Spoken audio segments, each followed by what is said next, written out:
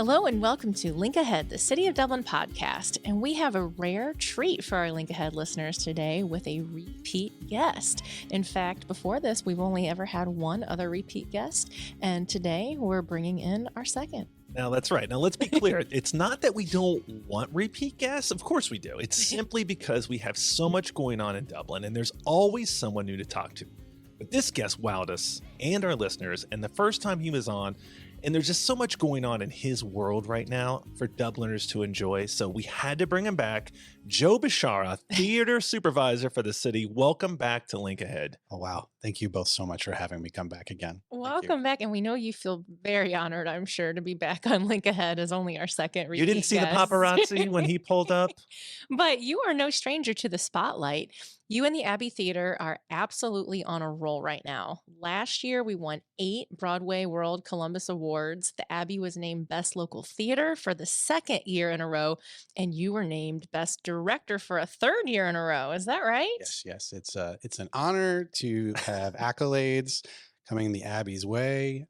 It's really, really exciting to see how the theater community at large is interacting with what we're doing, and also how Dublin is embracing this direction that the Abbey has been going on for the past 4.5 years. Just wow. Congratulations. So for those who are unfamiliar with the Broadway Columbus Awards, tell us a little bit about those. Sure. So the process with the Broadway World Columbus Awards is that they accept nominations from the community for whatever you want to nominate for. So you can nominate for the best production, you can nominate for best new production. They sometimes change the categories from year to year, and favorite local theater has actually only been around for 2 years. So ever since it's been in existence, the Abbey has been the recipient of it. So there's the nomination process, and then there's the voting process. And then when the dust settles, we've been on the nice side of things for the past few years. That's for sure.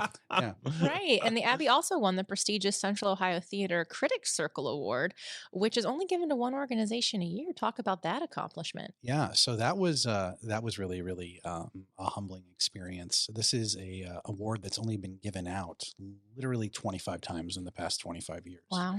And so I was contacted by the head of the Central Ohio Theater Critics Circle. His name is Michael Grossberg. He oversees all things theatrical for the Columbus Dispatch.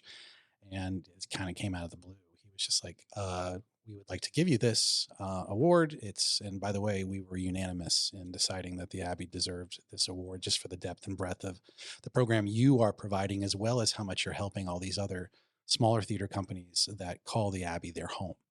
And that was really the heart of what I wanted to do here. When I came in, I created a 5-year plan, and we kind of hit every one of those check marks in the boxes in the first 4 years. And so we're in the process of coming up with a new 5-year plan actually right now, which is exciting and also a little bit scary. Yeah. And so we're trying to really, really still think aspirationally for the community, and trying again just to make sure we're listening to our patrons and serving the needs of the community at large.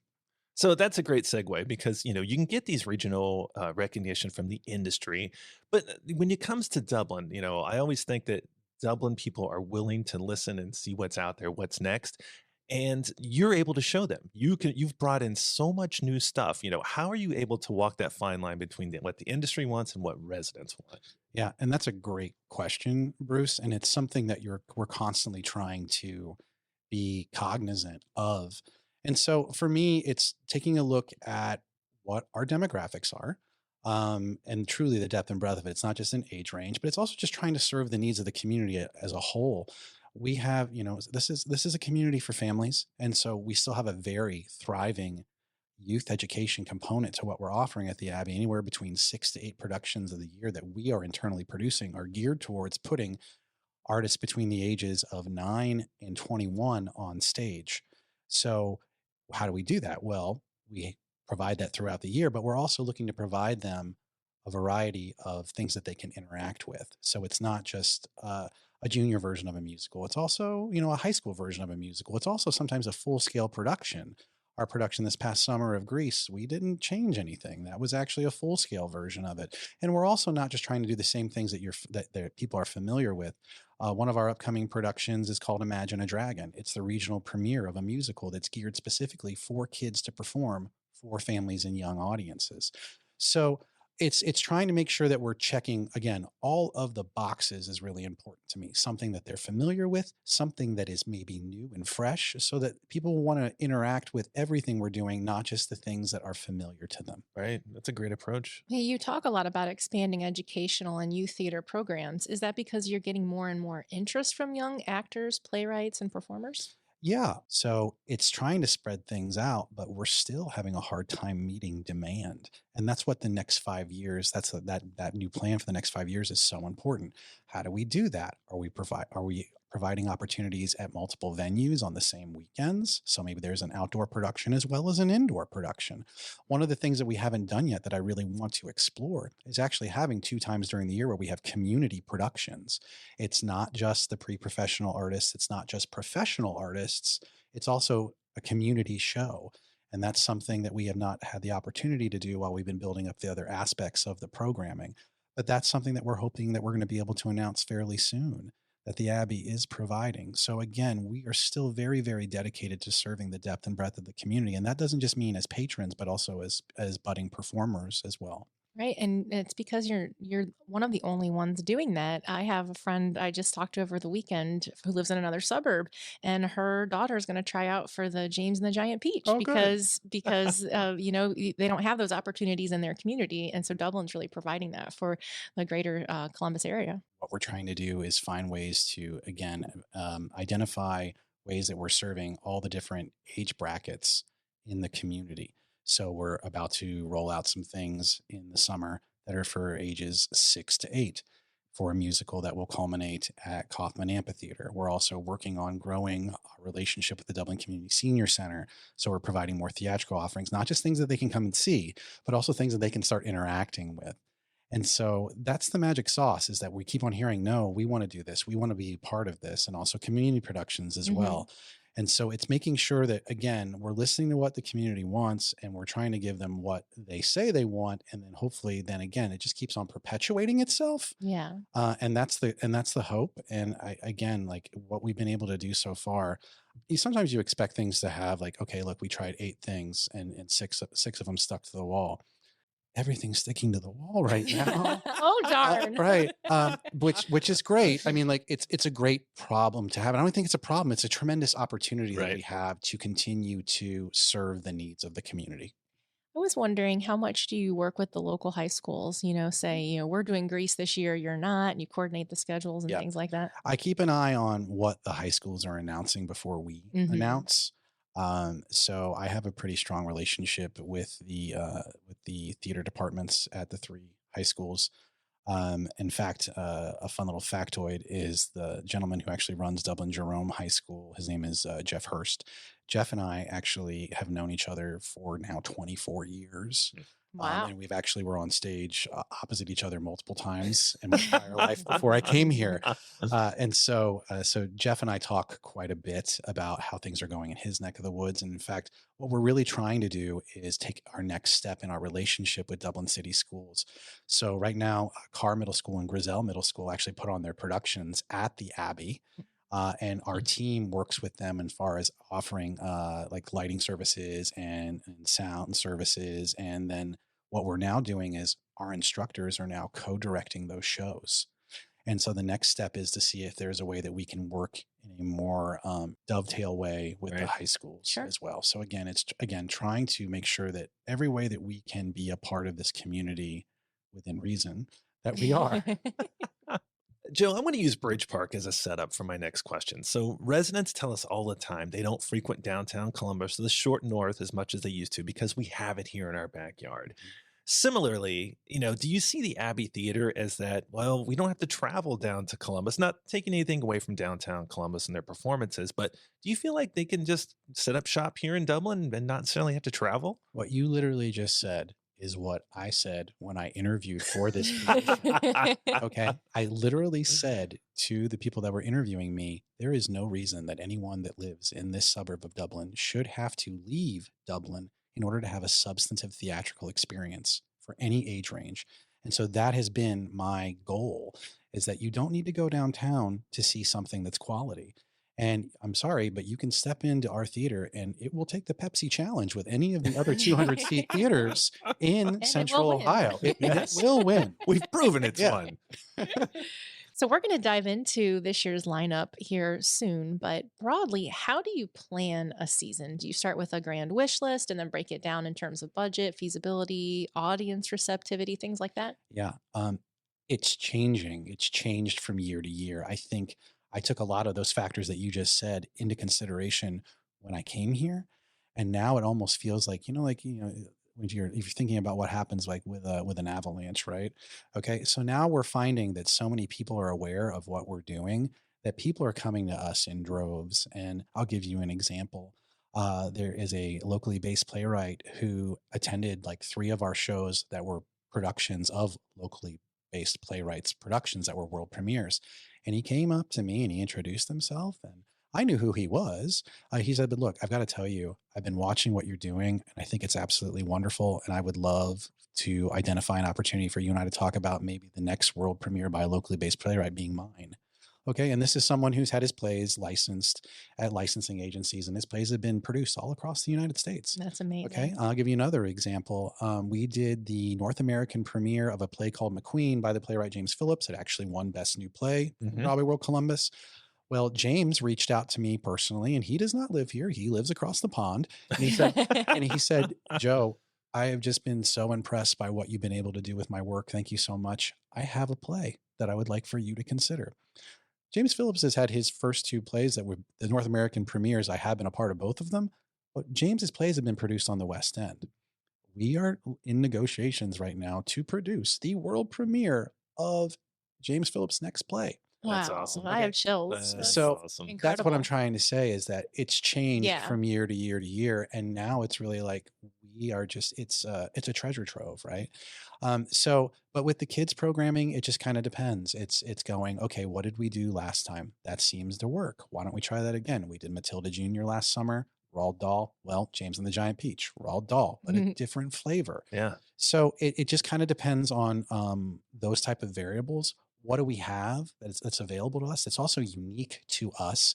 And then also in some cases, what can we do that we know is a proven formula that we would be nice to revisit a couple years down the road? We're going to be doing a production that we've already done a couple times before again in the fall, but I don't want to steal your thunder on what you're going to talk. All right. There you go. Okay, so we need a drum roll here. Okay, thank you, everybody. Let's talk about the 2024 season. And I know Lindsay wants to jump straight ahead to American Idiot because she's such a Green Day fan. I've heard her singing it down the hall. Not because I'm an American I idiot. didn't say that. I said you're a Green Day fan. I did. So Very let's true. go in chronological order. All right. A Walk in the Woods comes to the Abbey for a short run in May. It features 2 superpower arms negotiators frustrated by their systems of government and yet optimistic for a way forward. What do you like about this one, Joe? So Lee Blessing is probably one of the most accomplished playwrights that the United States has been able to provide the world in the past 30 to 40 years. This play has never been produced in Central Ohio. Yeah. And so I'm really excited to bring it to Central Ohio audiences again. I think this will fit really well. If you like our town, if you like our Herb Brown plays, you're going to love A Walk in the Woods. And if you can tolerate me, I'm actually on stage for this one. Oh, So, all right. so it's got, again, a little bit of everything. If you tolerate Joe Bishara, come see A Walk in the Woods. That's funny. That's the poster right there. The next one to talk about is the 4th annual collaborative effort with the Otterbein Playwrights Collective. These are world premiere productions written by Otterbein students and performed by Central Ohio teens. So what's on tap here? That's a great question. We changed the formula for this. The first 2 years that we did this, the plays existed before we even knew who the actors were. Last year, we tried something new.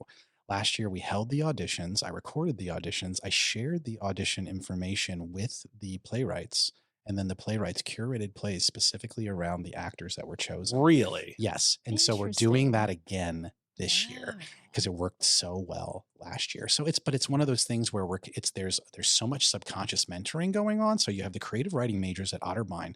They're being mentored by their professor.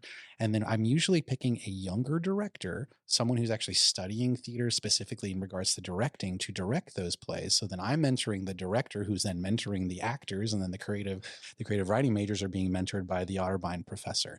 And again, like that's the heart of what we're doing, this multi-layered mentoring opportunity and performance opportunity for a variety of theater artists, not just actors, but playwrights as well. Wow, that is really inspirational and innovative. Yeah, I love that absolutely. idea.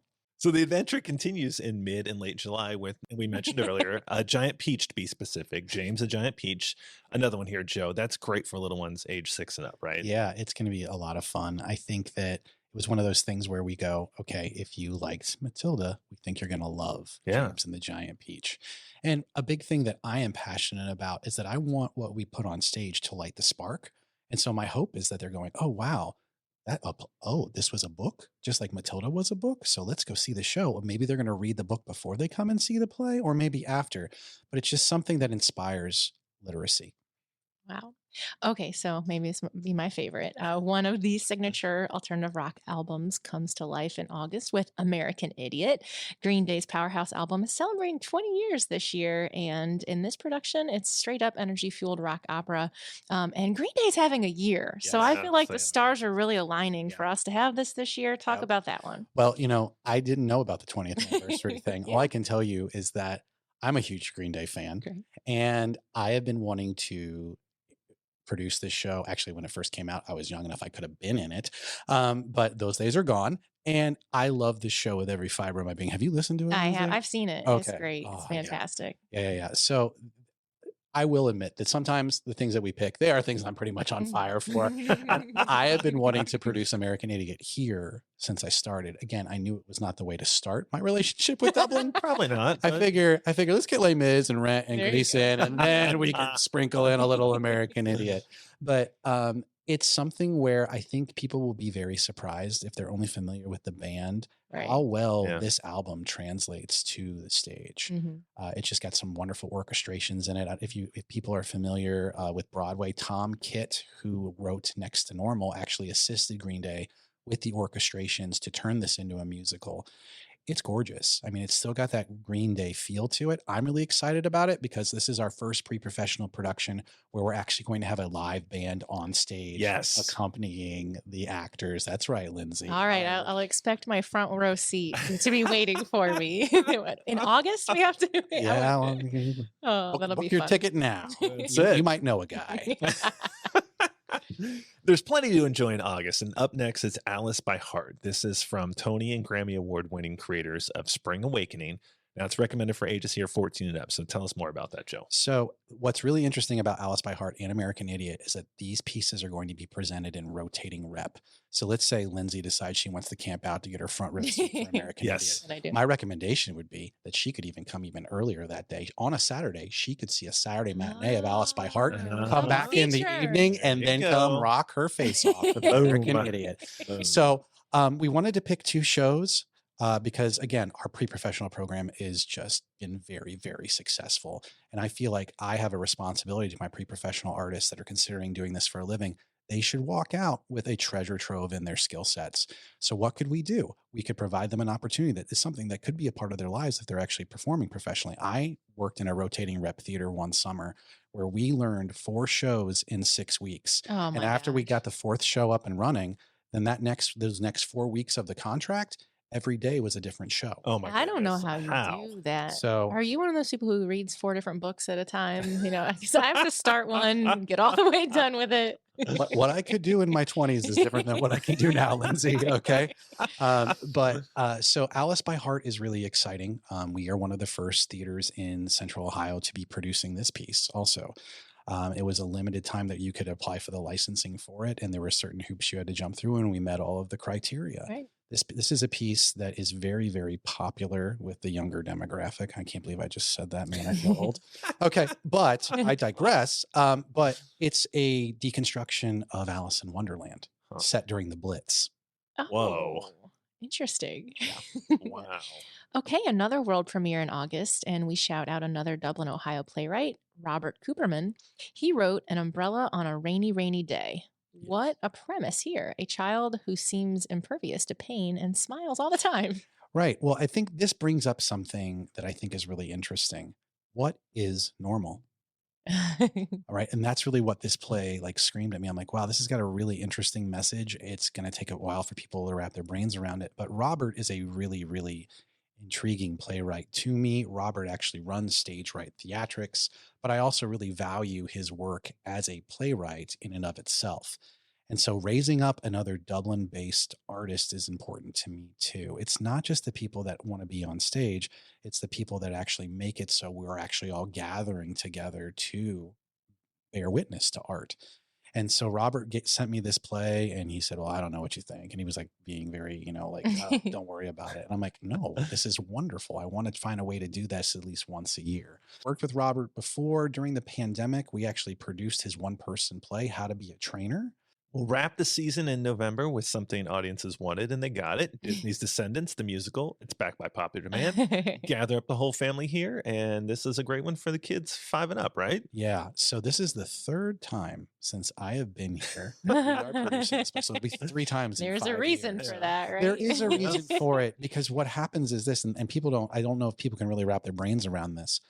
The kids cycle into the different programs. Oh, absolutely. Sure. So now Absolutely. it's been 5 years. We're on the second generation of Abbey kids. Mhm. Oh, wow. And some of these kids watched it when they were younger because their older siblings were in it, and they've like literally been clamoring at me every single year.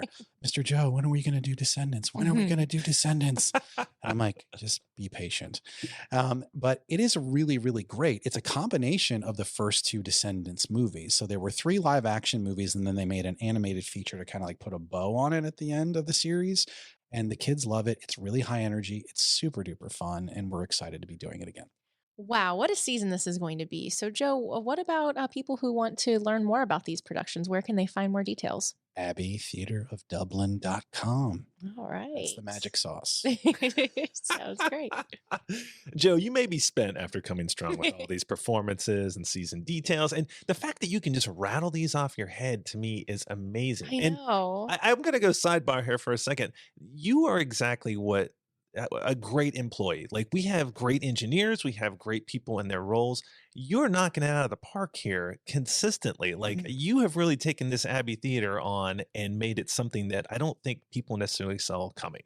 Oh, well, that's very kind of you. I am very fortunate that I joke about it with my wife. I say I have the unicorn theater job, which is really funny because she works at Columbus School for Girls and their mascot is the unicorns.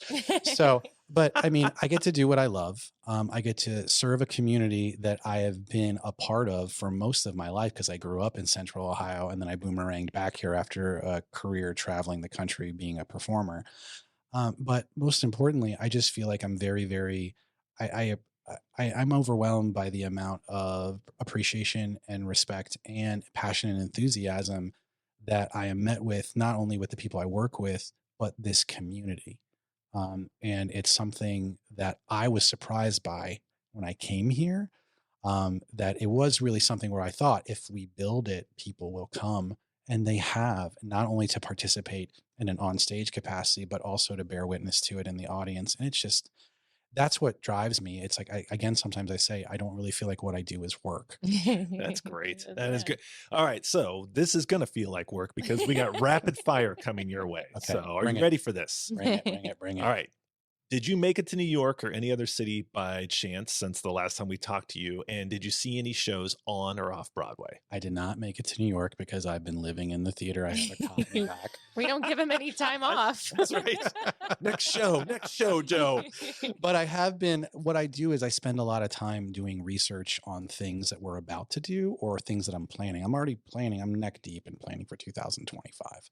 So what I will tell you is that I did spend a lot of time doing some research on other productions of American Idiot. So I've been immersing myself in that as I still have some friends across the country who can be like, hey, look, I'm looking at doing this. Hey, can you give me some tips and tricks on what worked for you, what didn't work for you? Same thing with A Walk in the Woods. I've been spending a lot of time with that one because, as I said, I'm going to be in an onstage capacity for that. And it's a 2-person play. So I really think I need to be knowing what I'm doing, specifically my lines. But I will tell you that there are some things that I'm really am intrigued by that are going on across the country. I'm still really interested in something what's called an immersive theater experience. And so we talked about this the last time. One of the things that's on my bucket list is identifying a project that I think will resonate with this community, that we can actually identify a space outside of the Abbey and the amphitheaters that we can ask people to actually go on a journey within the physical space as they're going on the I love journey that. within the Love play. it. Okay. So that's something that we're looking at pretty strongly. Another thing that we're looking at doing is offering something for the members of our Dublin Senior Center, specifically like doing some murder mystery productions with them.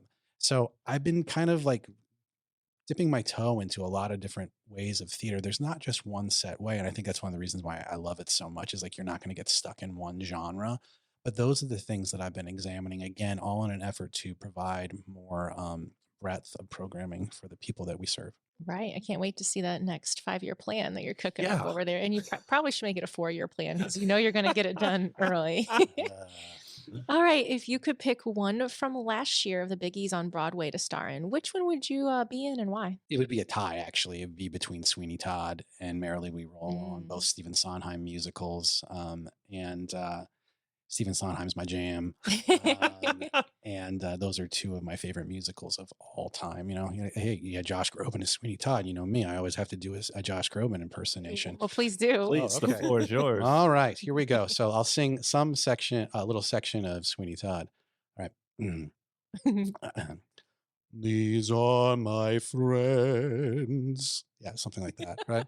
I want you That's to keep amazing. going. Yeah, That's What great. do your friends do? Tell us more. He's talking about like, you know, cutting people's throats with a Oh. razor. So Yeah. it sounds more romantic than what it is. All right. The very first time you performed in front of an audience, when and where and how did you do? I think this was something that I probably did in church. My mom was a choir director at the church I grew up in, and so I was voluntold at first that I had to participate in things like that. And I think that she really did like the spark for me, and I don't think it's something that I appreciated until I got older. And that's why he has that great Josh Groban voice. That's right. Right. Okay, name 3 performers or artists, dead or alive, that you would invite to dinner. Oh wow. So Robert Downey Jr., I just finally watched Oppenheimer. I mean, is there anything that guy cannot do? No. And he just seems like he's like ridiculously charming. And I want to be around somebody who like thinks so fast. Like, you know, like I feel like we could ask him anything, but like pen, and he could riff for the next hour. And that seems like something that'd be wildly entertaining to just bear witness to. I grew up with a profound admiration for people who could transcend, right? Like that they weren't just stuck in one thing. Like I told you, like I love all the different genres of theater. Jerry Orbach. So Jerry Orbach, most people know Jerry Orbach as the dad of Baby in Dirty Dancing, right? Right. Okay. All right. But he also in Law and Order. Law and Order. Also in Law and Order. But did you know he also created multiple roles on Broadway? He was in Carousel on Broadway. He played El Gallo in The Fantastics on the original Broadway cast recording of that. Wow. So like he's someone that I just want to pick his brain and be like, man, how did you do all that? You know, it's like how are you able to thread the needle? Because some people are more successful in one, like if they do both, like you know, they hit their niche on Broadway, and then they got to do some peripheral things like on TV or in the movies, but they rarely get to do all three. And another person that I really, really like, who doesn't get enough credit for the work that he's doing, I think in film specifically, is Norbert Leo Butz, who has an unfortunate last name, but he is a multiple Tony Award winner who created the role of Jamie in the last 5 years as a Jason Robert Brown musical. He was in Dirty Rotten Scoundrels, the musical. He was in Catch Me If You Can, the musical, Big Fish, the musical. Just a ridiculously like charming guy who kind of transcends his type. So he's a more like 5'9" kind of guy, but he plays these larger than life roles to the hilt, but he can also play a romantic lead. So those are the people that I just like, again, like I have an immense amount of respect for their body of work, and I'm going to ask for one extra one, and it might not be popular. Why not? But it's Tom Cruise. Yeah. Okay. And it's not, and I get it. He likes to jump on sofas, but I will tell you So this. 10, 15 years ago. But right? here's the thing. Jumps canyons too. Yeah, that too. But that's why. I mean, like, talk about someone who's such like a tremendous like dedication to his craft. And it's the span to me. Like I'm much more interested in having conversations with people who have done it and done it consistently over an Mhm. extended period Right. of time. You know, like people ask me what I want from my career. I want a life in the theater. It wasn't, I want to be in this show. Yeah, there are shows I want to do. But if you ask me if I had to trade off, Joe, you can be the Phantom and the Phantom of the Opera, or you can run a theater for 30 years, I would pick the 30 years. Yeah. Wow, that's awesome. And then you would direct the Phantom. Yeah, You would star in. right. No, Yeah. that's don't give away my Sorry. stuff. That's part of the next 5-year plan. All right, Joe, what do you like better, acting, singing, or directing? Yes. Yeah, thank you. I love that. Okay, so what's your best advice on each? Best advice for young actors. Recognize that you're always auditioning.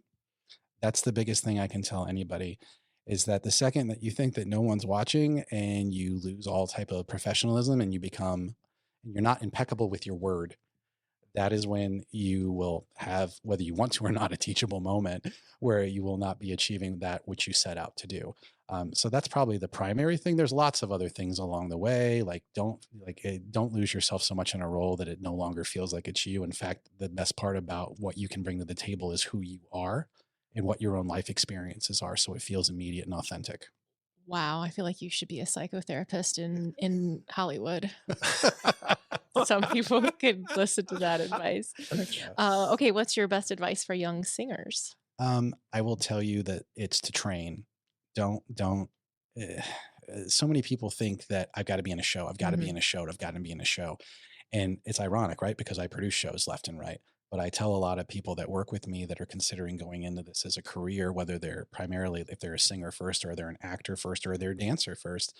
Dancers are probably already embedded in their training. But singers sometimes are like, well, I've just got to go to this show, or I've got to be in the show. I've got to be in this choir. And I'm like, train. Just train, focus on your principles. Mhm. Breathing is a thing. We need to do that as human beings. Right. It's amazing how many people don't know how to take care of their voice. And also how that's really based in how you're breathing and how you're placing the breath that you're taking. I'm sure you guys, with all your experience using your voices, there's warming up your voice and there's also cooling down your voice. Yeah. And people look at me like I'm crazy. They're like, what do you mean a cool down? I'm like, it's the same thing as warming up. Just do Right. it after you've done the work. So it's those little simple things. It's the simple things that make everything come together. And I think that those are the big things that I kind of try to focus on. It's like there's foundational things that need to become a part of the ABCs of you in order to be a successful theater artist and a human being. Best advice for young directors. Watch things, observe things, be in the rehearsal space as much as you can. And when you're bearing witness to something, write it down and don't ever be afraid to ask the extra question. I am co-directing our town right now, and the person I'm co-directing it with, we have never worked together in that capacity. And so he's watching things and he's writing things down, and we're having conversations at breaks of rehearsal, post rehearsal. And last night, he actually got to take the reins on the third act of the play. And I just sat back I tried to sit back and watch. And it was a really great exercise for me because I have not been in that co-pilot chair in quite a while. And it made me, A, count my blessings that I am able to do what I do, but B, it also allowed me to look at things through a different lens. And that's the biggest part of being a director. It's not about being right. It's about putting the show in the best position to succeed. And so sometimes it's taking a step back and letting your actors take something the rest of the way. And then you're like, wow, that's better than what I came up with.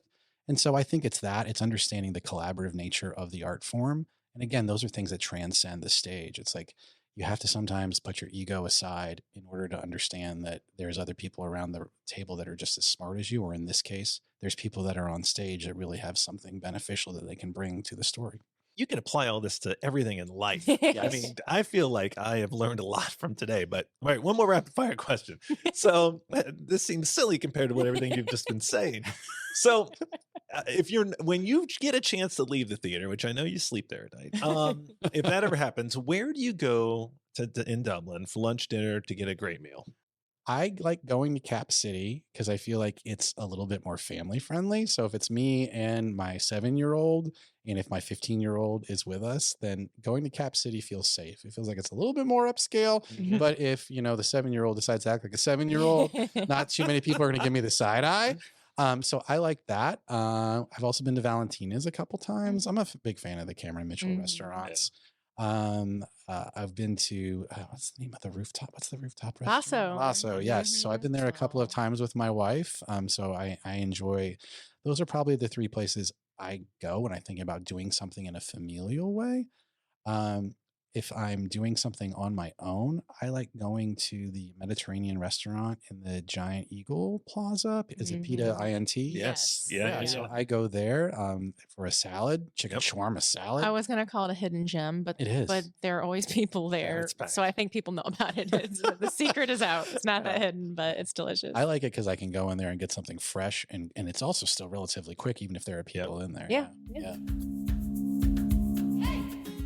All right, Joe Bishara, we seriously love it when you join us on Link Ahead. So thank you so much, and we'll see you at the Abbey Theater. Thank you, guys. And to our listeners, thank you as well for taking the time to connect with your city. Tune in next time as we continue to explore the many personalities and experiences that make Dublin a thriving place to live, work, and grow.